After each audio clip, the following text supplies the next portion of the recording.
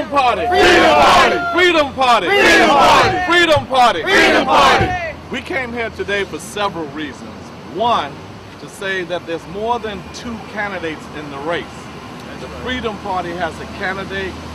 Cuomo wanted an all-white slate. He got that. Now he wants an all-white debate. He's not getting that.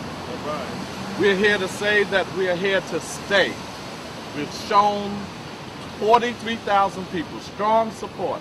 43,000 people supported our candidacy. We are on the ballot officially. Palladino only got 25,000 signatures. He's in the debate, and Cuomo got none. So we're here to say that we're not going to sit back and allow that to happen. Also, the Freedom Party today is saying to the state that we can do something about transportation. That transportation, they say they don't believe in taxes, but when it comes to raising the transit fare, that's a tax on poor working class families. Raising college tuition, that's a tax on families. Raising the clothing tax, that's a tax. Everybody but the rich. Freedom Party is saying that we're going to put together a plan so that we can get to lowering the transportation fare and perhaps eliminating it and showing where the money can come from. How do we get there? We have a gentleman with us, he's nonpartisan, but did an independent study on the transportation fare. He's going to come before you. But these are the issues that the Freedom Party will be standing for. We know that if we do a PIT surcharge, a personal income tax surcharge on those who are making $300,000, that happened already. $250,000 to $300,000, 1.5%, and that generated $4 billion projected. It actually generated $3.2 billion. They didn't go all the way up. Had they followed the advice of some of us in the state, and when you got to 500,000, 2.5%, 1 million, 3.5%, when you get to 10 million, 5.5%, you could generate anywhere from 8 to 12 billion dollars, and then dedicate 3 billion of that to lowering the transit fare. That's what they receive through the fare, $3 billion when you look at the fare. So we are going to further explore that fare. We have a gentleman here who can explain more, and then we're going to discuss some of the future plans of the Freedom Party, and we're going to discuss how Cuomo and Palladino should not be options for our community. They were missing in action for us. That's right. And now we should be missing in action for them on November 2nd. Cuomo nor Palladino did anything for the black community. And what they're trying to do is make it seem like they are worlds apart. They're very similar on policy, very different on personality. Cuomo hides away from the media. That's right. Palladino thrives in the media.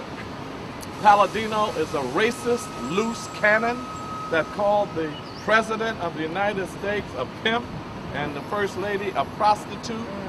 But his racism or bigotry is quite obvious. Right. But benign neglect by Cuomo is another form of racism. That's right. When you have 50% black male unemployment, hear nothing from Cuomo. When you have stop and frisk to the tune of 500,000-600,000 innocent people, we hear nothing from Cuomo.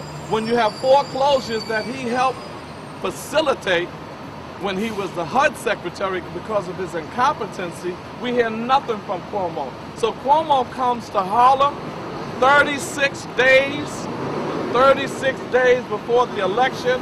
Now he wants to talk to black people in Harlem 36 days before the election. We're not having it. We're not going to fall for, we have to vote for the lesser of two evils. We're not voting for any evil anymore. We have an option.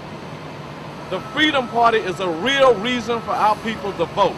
We have an option now. We're going to say vote for Charles Barron and Eva Doyle and Ramon Jimenez. When you vote for the Freedom Party ticket, you're saying that I'm voting for taxing the rich, balance the budget off the backs of those who have it, not the have-nots.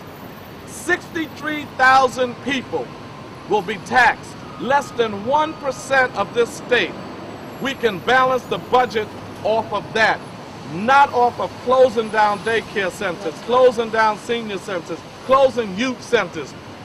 We no longer can allow Palladino and Cuomo to say that they're going to cut 20% from spending. Cut it from where? We're bleeding enough. What else are you going to cut? We're cut to the bone. We're at the marrow. There's no way you can balance a $9 billion deficit by cutting alone. You have to raise revenue. Everybody knows that. Only the Freedom Party of these two major candidates will say we're going to tax those that have it.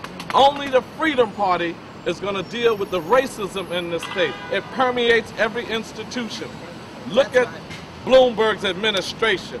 The higher you go up, the wider it gets. It's like the Rocky Mountain, the snow on the top. It is racism that is causing us not to get our fair share of government. Look at the disparity in income. The Upper East Side, the median income is $72,000. The South Bronx, the median income is $19,000.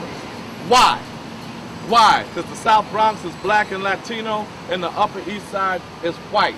Those kind of disparities, you're not going to hear it from Cuomo or Palladino. They have different personalities, but the same kind of policies, particularly fiscal policies. So the Freedom Party is not going away. We're out here to say that this is an alternative for our people. 50,000 votes, and we are a bona fide state-recognized party. 400,000 votes, and we have more votes than any third party has ever gotten. That's leverage. 1.6 million votes, and I'm the next governor of the state of New York, and that's power. That's right. Freedom Party! Freedom Party!